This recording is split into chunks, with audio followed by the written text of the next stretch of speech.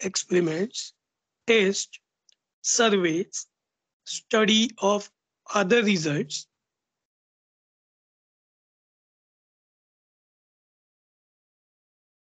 while research methodology involves various in detail experimental steps used in different methods.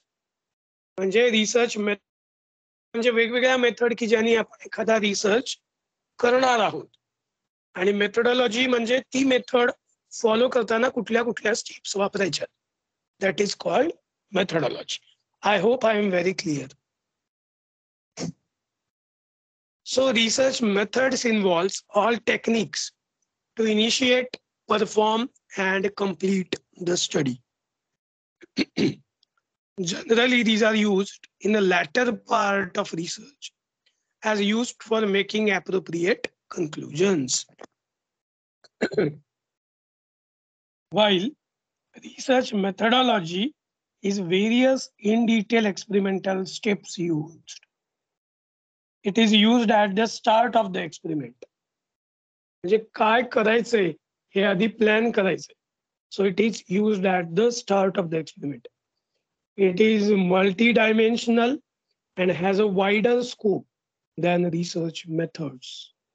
Okay, it is multi-dimensional. वेगवेगळ्या वेनी आपण करू शकतो. Having wider scope. म्हणजे for example बघा, मला काही फॉर एक्झाम्पल मी एक असा स्टडी करतोय की ज्यामध्ये मी respiratory capacities of all sweepers which are present in Alibag हे चेक करतोय. आणि त्यामध्ये मी वेगवेगळे सर्वे घेतले, वेगवेगळ्या स्वीपरला भेटून त्यांचे इंटरव्ह्यू घेतले, त्याचे रीडिंग काही घेतले, ऑब्झर्वेशन्स घेतले आणि ते नोट डाऊन केलेत किंवा ते संग्रहित केले. आता हे केल्यानंतर त्या सगळ्याचे अनालिसिस मी करतोय, कॅल्क्युलेशन्स मी करतोय आणि ते करून मी काय करणार की माझे रिझल्ट्स जे काय असतील ते समोर मांडणार. आता ही झाली माझी मेथड की मला सर्वे मेथडनी करायचं. मग मेथडॉलॉजी काय असणार आहे, तर वेगवेगळ्या वेज असणार मेथडॉलॉजीच. एक म्हणजे मी मॅन्युअली जायचं आणि पूर्ण अलिबागेत फिरायचं, कुठे कुठे काय काय आहे, जिथे जिथे स्वीपर आहे त्यांना भेटायचं आणि त्यांना काय करायचं, त्यांच्याकडून सगळी माहिती भरून घ्यायची. ही एक स्टेप झाली. त्यानंतर मग मी मॅन्युअली सगळे कॅल्क्युलेशन्स करत बसायचे, अनालिसिस करत बसायचे, मॅन्युअली ग्राफ काढत बसायचे. ही एक गोष्ट झाली. म्हणजे या अशा स्टेप झाल्या. त्याला दुसरा अल्टरनेटिव्ह काय आहे, तर मी अशा जे स्वीपर्स कम्युनिटी आहे त्यांचं जिथून कुठून सॅलरी होते तिथं त्यांचा ग्रुप असणार आहे. मग तिथे त्यांचा व्हॉट्सअपचा ग्रुप असणार आहे. तो व्हॉट्सअपचा ग्रुप मी शोधणं, त्याच्यावरती जे माझे प्रश्न विचारायचे त्याचा एक गुगल फॉर्म बनवणं आणि तो गुगल फॉर्म त्यावर टाकणं आणि त्याचे आलेले रिझल्ट जे आहेत त्याचं with the help of computer analysis करणं. ही एक मेथडॉलॉजी झाली. तुमच्या लक्षात येतंय मी काय सांगतोय? म्हणजे अमुक एखादी मेथड ती आहे, पण ती कुठल्या स्टेप्सनी करायची, कुठल्या वेजनी करायची हे ठरवणं, it comes under methodology. Are you getting the point? Yes, sir. So these are two important aspects of research.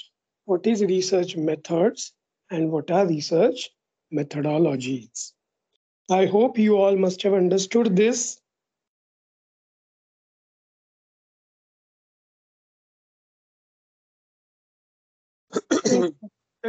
Then we'll go to the next point, and that is characteristics of scientific research. So what are the characteristics of scientific research? The first one is purposefulness. It should have clear purpose and findings should be beneficial. कुठलाही research किंवा scientific research हा का करायचा, तर त्याच्या मागे एक चांगला पर्पज असायला पाहिजे, चांगला उद्देश असायला पाहिजे. काहीतरी का करायचं हे कारण असलं पाहिजे आणि ते अतिशय क्लिअर असलं पाहिजे, की काय पर्पज आहे, कुठल्या कारणासाठी हा अभ्यास आपण करतोय. लक्षात येतंय?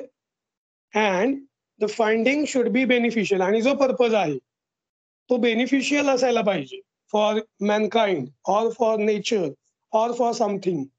ओके. कुठल्या ना कुठल्यातरी गोष्टींनी तो बेनिफिशियल असायला पाहिजे. तुमच्या लक्षात येतंय? So that is the first characteristics of scientific research.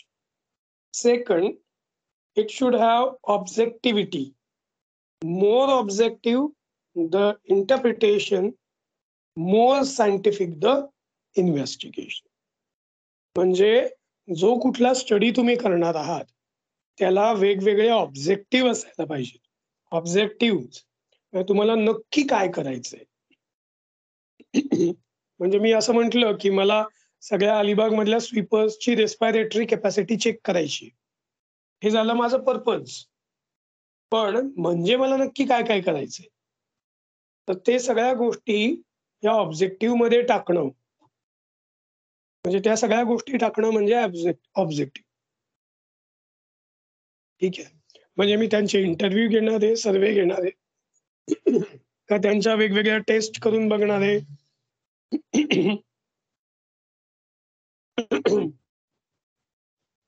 So all that comes under objective. आणि जेवढे जास्त ऑब्जेक्टिव्ह तेवढा कुठलाही सायंटिफिक रिसर्च हा जास्त इन्व्हेस्टिगेटिव्ह आणि जास्त scientific. So first characteristic is purposefulness. Second one is objectivity. Third one is reproducibility. म्हणजे काय? Other researchers should be able to find similar research. म्हणजे जसं काम मी केलेलं आहे तसंच काम दुसरे सुद्धा करू शकतील. म्हणजे एखादा हा माझं काम, समजा हे जे काम आहे की अलिबागमधल्या स्वीपर्सच्या रेस्पिरेटरी कॅपॅसिटी चेक करणं आणि त्यावरून कन्क्लुजन मांडणं. हे जर का काम दुसऱ्या कुठल्या व्यक्तीला आवडलं जो की लेट्स से मुंबईमध्ये राहणार आहे आणि त्यांनी सेम काम मुंबईमध्ये किंवा नवी मुंबईत केलं, तर तिथं सुद्धा त्याला ते तशाच पद्धतीने करता आलं पाहिजे. That is called reproducibility. Then the next one is reliability. Reliable असलं पाहिजे. The data analysis should be adequate to get reliable results. म्हणजे adequate data analysis झालं पाहिजे तरच मला रिलायबल रिझल्ट मिळतील. नाहीतर माझ्या घराजवळ राहणारा कोणीतरी स्वीपर आहे, त्याला अमुक त्रास आहे, त्याला टीबी आहे किंवा त्याला दमा आहे, म्हणून मी डायरेक्ट रिझल्टमध्ये म्हणून टाकणं की सगळ्या स्वीपरला टीबी आहे आणि सगळ्या स्वीपरला दमा आहे. That is very wrong. So your conclusion or your study should be having reliability, and reliability will come by adequate sampling size and data analysis.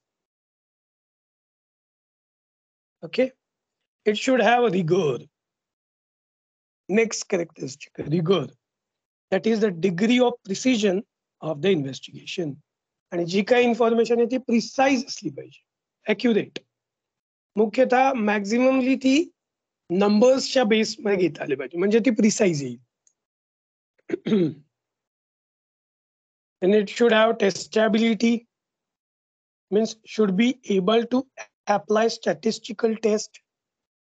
Statistical test apply करून तो डेटा प्रिसाइज केलेला आहे असं असायला पाहिजे. And possibility to generalize, means wider scale of applicability, greater will be the usefulness. म्हणजे जेवढं wide scale ऍप्लिकॅबिलिटी असेल आपल्या रिसर्च स्टडीची, तेवढा त्याचा जास्त युजफुलनेस असेल. Okay, so these are the characteristics of scientific research: purposefulness, objectivity, reproducibility, reliability, rigor, testability, possibility to generalize wider scale or possibility to generalize. म्हणजे तुमचं जे फाइंडिंग्स आहे ते तुम्ही अजून जनरलाइज करू शकता. इथल्या लोकांचं जे आहे तेच इतर लोकांसाठी कन्क्लुजन मांडू शकता. ओके. फॉर एक्झाम्पल आता cigarette is injurious or hazardous to health, हे जे कन्क्लुजन मांडलेलं आहे त्यासाठी अलिबाग सारख्या एका छोट्या गावावरती काम केलेलं आहे. म्हणजे तिथल्या लोकांचे हेल्थ आणि सिगारेट स्मोकिंग याचा काय इफेक्ट होतो हा चेक केलेला आहे. आणि तो केल्यानंतर मग त्या गोष्टीला जनरलाइज केलेलं आहे. जनरलाइज केलंय म्हणजे काय की सगळीकडे जगभरात जिथे जिथे सिगरेट विकली जाईल त्या प्रत्येक सिगरेटच्या पॅकवरती हे लिहिलेलं असेल की smoking cigarette is injurious to your health. ठीक आहे. That is best example of possibility to general. So these are different characteristics of scientific research. तुम्हाला समजलेत का हे? Yes, sir. Okay, so I think in this way we've covered a few slides and we came to the end of our time of lecture. So what we'll do, we'll stop here for the day. We'll take a quick review of what we have learned or what we have seen in